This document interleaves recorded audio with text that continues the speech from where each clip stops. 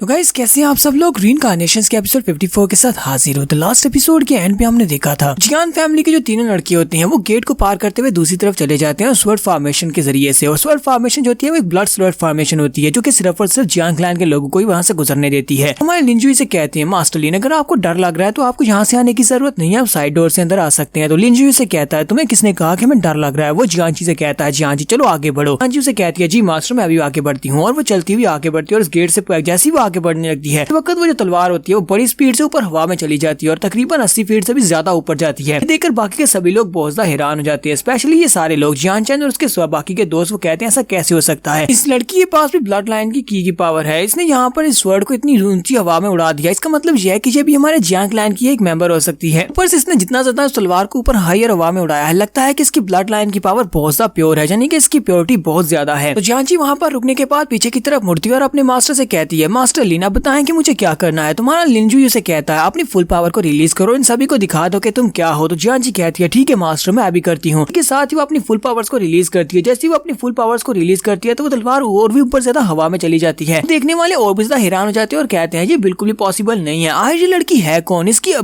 Real identity क्या है। तो वाकई में जियांग क्लैन की एक मेंबर है और इसने तलवार को इतना ज्यादा हायर हवा में कैसे उड़ा दिया। जियांचन के फादर को भी दिखाते हैं जो कि इस वक्त करंट पैट्रियार्च है। वो कुर्सी के ऊपर बैठे होते हैं, उन्हें भी महसूस होता है। वो लोग कहते हैं लगता है कि ब्लड लाइन वापस आ चुकी है जियान लिंगटियान की। मैंने जियान लिंगटियान के सभी लोगों को मार दिया था लेकिन उसकी बेटी उसने उसको भगा दिया था और लगता है कि आज वो यहाँ पर वापस आ गई है। उनके सामने भी एक लड़का होता है जो कि उन्हें लगता है कि यहाँ का सबसे बेस्ट वॉरियर है। तो वो उसे कहते हैं वो लड़की वापस आ गई है। उस लड़की का कोड नेम हिडन स्वर्ड होता है। तो वो कहता है मास्टर हमारे काफी सारे लोग इस वक्त गेट के ऊपर मौजूद हैं, वो लोग गेट को जैसे पार नहीं कर पाएंगे, उन्हें साइड गेट के ऊपर से आने का कहा गया था। फादर उसे कहते हैं जियान जिन तुम वहाँ पर जाओ। मुझे नहीं लगता कि जियान का उन सभी लोगों को अच्छे से रिसेप्शन दे पाएगा क्योंकि वो लोग बहुत ही स्पेशल मेहमान है। मैं चाहता हूँ कि तुम वहाँ पर जाओ, जाकर इस किस्से को खत्म कर दो। फादर काफी ज्यादा गुस्से में होते हैं और कहते हैं चाहता हूँ कि तुम वहाँ पर जाओ, जाकर स्पेशली उस जियांची लड़की को मार डालो क्योंकि वो बहुत ज्यादा पावरफुल हो चुकी है। हालांकि उसकी ब्लड लाइन की पावर काफी ज्यादा प्योर है लेकिन वो तुम्हारा मुकाबला नहीं कर पाएगी क्योंकि उसके पास इतनी पावर नहीं होगी, उसकी कल्टीवेशन अभी तक इतनी नहीं बड़ी होगी। नहीं चाहता कि वो लड़की यहाँ पर वापस आ जाए और ग्रैंडपा को इस बारे में पता चल जाए। जियांची उनसे कहता है ठीक है फादर मैं अभी यहाँ से जाता हूँ। वहाँ से बाहर गेट की तरफ चला जाता है। जियांची गेट को पार कर लेने के बाद पीछे की तरफ मुड़ती है और माया लिंजुई से कहती है मास्टर लिन अब आप यहाँ से अंदर कैसे आएंगे क्योंकि मैं तो यहाँ पर से आ गया हूँ लेकिन आपके पास तो जियान ब्लड नहीं है, यहाँ पर नहीं आ सकते। तुम्हारे लिंजुई से कहता है मेरे पास अपने तरीके हैं। जियांचन हंसना शुरू कर देता है और उसे कहता है क्यों नहीं, तुम्हें यहाँ पर जितनी ज्यादा लंबी लंबी छोड़नी है छोड़ सकते हो लेकिन हम लोग भी तो देखेंगे कि तुम लोग यहाँ पर कैसे मरने वाले हो। जैसे तुम लोग यहाँ पर इस फॉर्मेशन के अंदर पाँव रखोगे उसी वक्त ब्लड बैन की वजह से तुम लोग मारे जाओगे। हमारा लिंजुई वहीं पर खड़े खड़े अपने हाथ को सामने की तरफ करता है और कहता है तुम्हारी जुबान तो कुछ ज्यादा ही चलती है, तुम्हें क्या लगता है कि तुम्हारा जो बैन मुझे रोक सकता है। हमारी जो ब्लड लाइन बैन वाली जो फॉर्मेशन है ये मेरे सामने कुछ भी नहीं है। और इसी के साथ ही हमारा लिंजुई एनर्जी के साथ उसको कवर करता है उस तलवार को और साथ ही मुट्ठी को बंद करता है तो तलवार के टुकड़े टुकड़े हो जाते हैं, यानी कि उसने इस फॉर्मेशन को तोड़ दिया है। जियांचन बहुत ज्यादा हैरान हो जाता है और कहता है ये कैसे हो सकता है, इसने हमारे फॉरबिडन सिस्टम को कैसे तोड़ दिया जो कि हमारे स्वर्ड मास्टर यानी कि मेरे फादर ने बिछाया था। हमारी जियांची भी इस बात से काफी ज्यादा हैरान होती है। तो बाकी के सभी लोग हमारे लिंजुई के साथ ही खड़े होते हैं। हमारे लिंजुई कहता है हम सभी लोग एक साथ अंदर दाखिल होंगे। जन कहता है ऐसा नहीं हो सकता। हमारे लिंजुई से कहता है मुझे ये बताओ कि तुमने इस फॉर्मेशन को तोड़ा कैसे है। लिंजुई से कहता है तुम्हें क्या लगता है कि मैं तुम्हें इतनी आसानी के साथ बता दूंगा, मैंने तुम्हें पहले ही कहा था कि जब मैं मेन डोर से इंटर होना चाहता हूँ तो मैं मेन डोर से इंटर होता हूँ, कोई ऐसा नहीं है कि जो मुझे रोक सके। क्या अब तुम्हें इस बात से कोई मसला है, अब हम लोग यहीं से एंटर होने वाले हैं। जिया बिंग कहती है तुम्हारे मास्टर लिंजुई तो काफी ज्यादा अमेजिंग है। तो मेंगजुई से कहती है हाँ जी तो वाकई में सच्ची बात है, मैंने मास्टर लिंजुई को कुछ ऐसे कारनामे करते हुए देखा है जो किसी ने नहीं देखे होंगे। जियांचन का चेहरा देखने लायक है, वो तो वहाँ पर गुस्से से लाल पीला हो रहा है। बिंग उसे कहती है हाँ तुमने बिल्कुल ठीक कहा, तुम्हारे मास्टर लिंजुई ने सिर्फ एक ही हाथ के साथ उनके ब्लड बैन वाली इस तलवार को तोड़ दिया। हाँ लिंजुई जियांचन के सामने आकर खड़ा हो जाता है और उसे कहता है चलो जल्दी से हमारे रास्ते को लीड करो, तुम्हारा फादर जियान कीजुन हमारा इंतजार कर रहा होगा और हमें नहीं लगता कि हम उसे और ज्यादा इंतजार करवाएंगे, चलो जल्दी से आगे बढ़ो। जियांचन अंदर से सोच रहा होता है हाँ क्यों नहीं, लगता है कि यहाँ से आगे बढ़ना इतना ही ज्यादा आसान है। तो उसी वक्त जियांजिन वहाँ पर पहुंच जाता है और कहता है जियांजिन अपनी तलवार निकालते हुए लोगों से कहता है तुम्हारे पास जो ग्रीन ड्रैगन स्वर्ड है वो जल्दी से हमारे हवाले करो और यहाँ से वापस चले जाओ वरना तुम सभी लोग मारे जाओगे। जियांचन यहाँ पर नौटंकी करते हुए चिल्लाकर उसे कहता है जियांजिन ये तुम कर क्या रहे हो, ये हमारे गेस्ट हैं, हमारे मास्टर ने खुद इनको यहाँ पर बुलाया है, मेरे फादर कीजुन इनको यहाँ पर इनवाइट किया है, तुम यहाँ पर इनके साथ रूडली बिहेव नहीं कर सकते। वो अंदर से सोच रहा था अब यहाँ पर मजा आने वाला है, जियांजिन तो कोई भी नहीं रोक सकता, लगता है फादर ने इसे ऑर्डर दिए हैं। जियांजिन गुस्से के साथ जियांचन से भी कहता है दफा हो जाओ, मुझे ग्रीन ड्रैगन स्वॉर्ड चाहिए क्योंकि वो हमारी जियान क्लैन की प्रॉपर्टी है, इसी वजह से मुझे वो ग्रीन ड्रैगन स्वॉर्ड इससे वापस चाहिए, मैं उसको लेकर ही रहूंगा चाहे मुझे इन सभी की जान ही क्यों न लेनी पड़े। जियांचन हमारे लिंजुई से कहता है ब्रदर प्लीज मुझे माफ करना, ये हमेशा से ऐसा ही था, हमेशा से गुस्से वाला है, जो आपके साथ बदतमीजी की है उसके लिए इसको माफ कर कर देना, इसकी तरफ से मैं माफी मांगता हूँ। इसके साथ ही जियान जिन जल्दी से अपनी तलवार निकाल लेता और कहता है मैंने इसके अलावा एक और बात भी सुनी है, मैंने सुना है कि हमारी वो बच्ची वापस आ गई है, मास्टर लिंगटियान की गद्दार बेटी वापस आ गई है, और अगर तुम यहाँ पर वापस आ ही गई हो तो क्यों ना यहाँ पर आओ और मेरे साथ कम्पीट करो, जरा दिखाओ कि इतने सालों में तुम यहाँ जब तक भाग कर चली गई थी, तुम एक बगोड़ी हो गई थी, उसके बाद तुमने क्या सीखा है, मैं अब तो देखूं क्या तुम इस लायक भी हो कि तुम जियान क्लैन का नाम ले सको। जियान जी लिंजुई से कहती है मास्टर मेरे लिए क्या ऑर्डर्स हैं। हमारा लिंजुई कहता है ये फाइट तुम्हारी है। कहती है ठीक है मास्टर। वो अपनी तलवार निकाल कर आगे बढ़ जाती है, जबकि जियान जिन होश हो जाता है और कहता है अब तुम यहाँ पर मरने वाली हो। इस लड़की को क्या लगता है कि यहाँ पर मुझे हरा सकती है, मेरे से फाइट करने के चैलेंज को एक्सेप्ट करने का मतलब यह है कि इस लड़की की मौत आ चुकी है। तो इसी के साथ ही यहाँ पर इन दोनों में फाइट स्टार्ट हो जाती है। एक तरफ से जियान जिन अपनी तलवार को सामने की तरफ करते हुए एनर्जी को रिलीज करता है, दूसरी तरफ से जियान जी उसके अटैक को अवॉइड करती है, वो नीचे की तरफ झुकते हुए उसके अटैक को अवॉइड कर लेती है। इसी के साथ ही अपनी तलवार को सामने की तरफ करते हुए अपने स्पेशल मूव को यूज करते हुए उसके ऊपर अटैक करती है। वो यहाँ पर वार्म्स को यूज कर रही होती है, जिसके साथ एनर्जी की बनी हुई तलवारें सामने की तरफ जाती हैं। लेकिन जियान जिन भी उसके अटैक को अवॉइड कर लेता है, वो जंप करते हुए ऊपर हवा में चला जाता है। हवा में जाने के बाद अपनी तलवार को सामने की तरफ करते हुए फिर से उसके ऊपर अटैक करने लगा है। वो अपनी तलवार सीधा उसके माथे के करीब ले आ जाता है। मास्टर लियू लिंजुई से कहते हैं मास्टर आपको क्या लगता है कि हमें यहाँ पर खड़े रहकर मैच देखना चाहिए, क्योंकि मुझे नहीं लगता कि हमारी जियान जी उससे फाइट को जीत पाएगी। आपको क्या लगता है क्या वो जीत जाएगी? लिंजुई कहता है तुम्हें परेशान होने की जरूरत नहीं है, जियान जी इससे ज्यादा कर सकती है। जैसे जियान जिन की तलवार हमारी जियान जी के माथे के करीब पहुंचती है, उसी वक्त ग्राउंड के अंदर से एनर्जी की बनी हुई एक बहुत बड़ी तलवार बाहर निकलती है। ये देखकर तो जियान जिन जल्दी से पीछे की तरफ जंप करता है, मौका रहते हुए पीछे की तरफ जंप कर जाता है ताकि वो अपने आप को बचा सके। लेकिन वो इस बात से काफी ज्यादा घबरा जाता है और कहता है ऐसा कैसे हो सकता है, ये यहाँ थर्ड राउंड को कैसे यूज कर सकती है। मेरे पास जो सबसे पावरफुल स्वर्ड एक्सपर्ट्स हैं, वो सभी लोग भी स्वर्ड कल्टीवेशन में सेकंड लेवल पर हैं। जबकि जियान चैन को स्पेशल मूव के बारे में पता होता है, वो कहता है नहीं ये ज्यादा बहुत स्पेशल नहीं है कि इसने यहाँ पर स्वर्ड आर्ट के स्वर्ड कल्टीवेशन के तीसरे लेवल को मास्टर कर लिया है, बल्कि इसने यहाँ पर एक स्पेशल मूव को यूज किया है जो कि इल्यूजनरी स्वर्ड है। स्पेशल मूव इसके फादर का हुआ करता था, जियान लिंगटियान, जो कि मेरे अंकल थे, वो इस स्पेशल मूव को यूज किया करते थे। मुझे उम्मीद नहीं थी कि इस लड़की ने भी स्पेशल मूव को याद किया हुआ है। हमारे जियान जी ने पहले अटैक के साथ ही जियान जी को हरा दिया है। तो जियान जी अपने घुटने टेक कर बैठ जाता है। हमारे जियान जी उसके कंधे के ऊपर अपनी तलवार रखती है और कहती है तुम हार चुके हो, अपनी हार मान लो। एल्डर लियू कहते हैं तो मास्टर यांग किंग की डिसाइपल लगता है कि बहुत ही जल्दी हम दोनों की जगह लेने वाली है। तो मास्टर लॉन्ग लीनू से कहते हैं हाँ तुमने बिल्कुल ठीक कहा, अगर यहाँ पर फाइटिंग एक्सपीरियंस की बात की जाए तो ये लड़की हमसे बिल्कुल भी कम नहीं, और लगता है कि बहुत ही जल्दी जो हमारे साथ एक कैल्डर की सीट पर होगी।